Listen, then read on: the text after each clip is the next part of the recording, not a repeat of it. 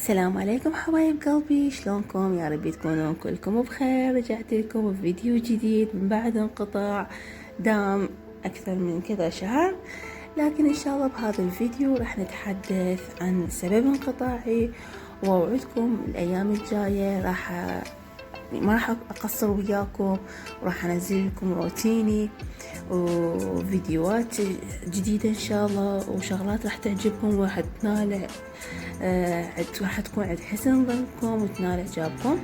لكن قبل كل هذا لا تنسون الاشتراك وتفعيل زر الجرس، وأهم شي اللايك. تدعموني باللايك وتكتبوا لي تعليقاتكم خلال هاي المدة ايش سويتوا وشنو تسوون، ويا ربي بتكونوا كلكم أهم شي بخير وصحة وعافية.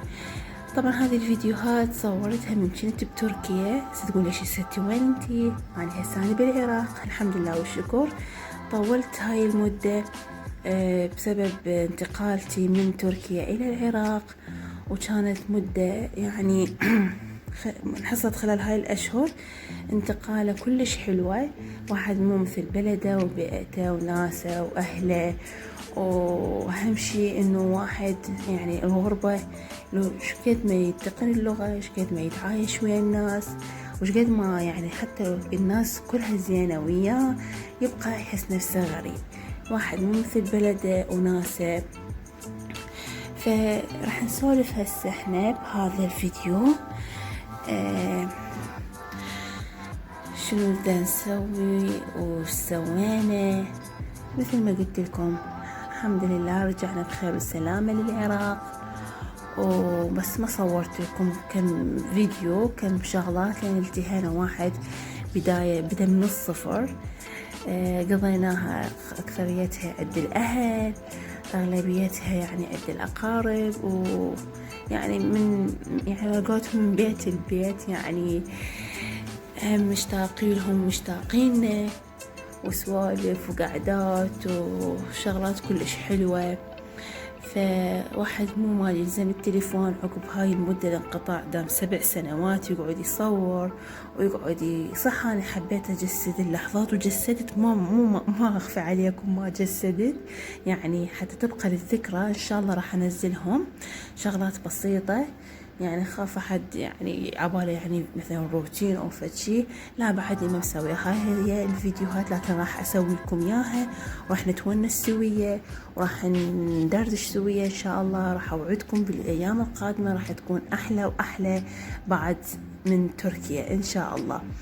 فصورت لكم شغلات بسيطة مثل ما قلت، فما صورت لكم هواش يعني كروتين وما روتين. الحمد لله والشكر واحد استقر، ونقدر نقول استقرينا حاليا وقعدنا. بس تقول لكم نية ترجعون، ليش رجعتوا؟ هاي أريدها كل شي أسئلة اللي ببالكم تكتبوا لي إياها، حتى أنا الفيديو اللاخ يكون إن شاء الله على ذوقكم. فكل شيء اللي ببالكم اكتبوا لي بالتعليقات، واكتبوا لي ايضا ايش سويتوا، وش تنصحوني ازور مناطق بغداد بالعراق بغداد خاصة وبالعراق عامة، وسولفوا لي اقتراحاتكم وكل شيء كلاشي.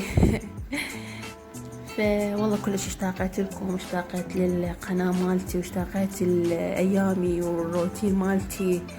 فواحد الحمد لله والشكر مثل ما نقول استقرينا. بعد شوية شوية راح نصور لكم ونسوي لكم. فراح اترككم تتفرجون وتتونسون بالفيديو اللي حضرت لكم اياه، واشوفكم على خير ودمتم في رعاية الله.